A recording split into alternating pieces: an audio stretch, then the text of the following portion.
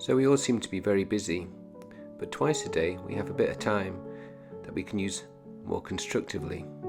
So instead of bouncing around while you're cleaning your teeth, have a quick look at a video to show how to use these power brushes correctly. But this lady's standing still, and actually she could close her eyes, and once she just got the routine, then she can concentrate on her breathing. And so in effect, it's mindfulness or it's yoga, but as they say, it's time to be in the moment. Now when it comes to actually cleaning the teeth, the best thing is with your power brush you've got a 2-minute timer. So this little animation explains why it's 2 minutes. And you don't necessarily have to follow this example, but have a set routine so it becomes automatic. And then when you're there with your eyes shut in the bathroom cleaning your teeth, just concentrate on your breathing.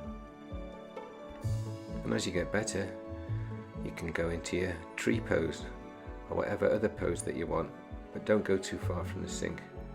You may have to spit out halfway through. Yeah, and do it over night time as well. And so there, you've got 4 minutes to yourself, breathing slowly, relaxing.